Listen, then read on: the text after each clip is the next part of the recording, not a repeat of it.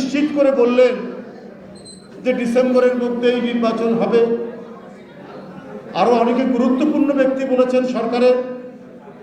আবার আজকে খবরের কাগজে পড়লাম এটা জুনেও হতে পারে। সেখানে বলেছেন যে যদি স্বল্পমেয়াদী সংস্কার চান তাহলে ডিসেম্বরে, আর যদি দীর্ঘমেয়াদী সংস্কার চান তাহলে জুনে। এই কথাগুলো আপনার বলে সরকারের পক্ষ থেকে ধোঁয়াশা তৈরি করা হচ্ছে কেন, এটা আজকে জনগণের জিজ্ঞাসা। সংস্কারের আবার স্বল্পমেয়াদী কি দীর্ঘমেয়াদী কি? সংস্কার তো চলমান প্রক্রিয়া। আজকে আপনি যেটি সংস্কার করছেন সেটি 50 বছর পর সেটির আবার সংস্কার হতে পারে, 20 বছর পর আবার সেটি বাতিল হতে পারে, নতুন সংস্কার আসতে পারে।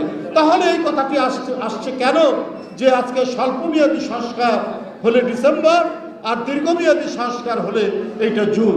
এই কথাগুলোর মধ্যে দিয়েও একটা ধোঁয়াশা তৈরি হচ্ছে। মানুষ মনে করছে আসন্ন নির্বাচন নিয়ে একটা তামাশা তৈরি হচ্ছে কিনা। এইটা আজকে 16 বছর ধরে যে ভোটাররা সেই ভোটারদেরকে বঞ্চিত করার আবার কোনো নীল নকশা হচ্ছে কিনা, এই ধরনের শঙ্কা, এই ধরনের আশঙ্কা মানুষের মধ্যে তৈরি হচ্ছে। আপনার ইউরোপে উইচ হান্টিং করে একটি কথা ছিল, ডাইনি শিকার। এটা আইন করে করা হয়েছিল। ডাইনি শিকার, কিছু মেয়েদেরকে ডাইনি বলে পুড়িয়ে হত্যা করা হতো। অত্যন্ত অমানবিক একটি প্রথা।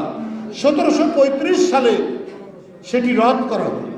সুতরাং আজকের সংস্কার যেটি, এটি যে চিরস্থায়ী এমন কোনো কথা নেই। এটি 40 বছর পর এটি ব্যর্থ হয়ে যেতে পারে, আবার নতুন কোনো সংস্কারের প্রয়োজন হতে পারে। তাই এটা প্রবাহমান, এটা চলমান। তো সেখানে স্বল্পমেয়াদী দীর্ঘমেয়াদী, আপনি দীর্ঘমেয়াদী সংস্কারের কথা বললেন, কিন্তু এটাই যে আপনার চূড়ান্ত তা তো নয়।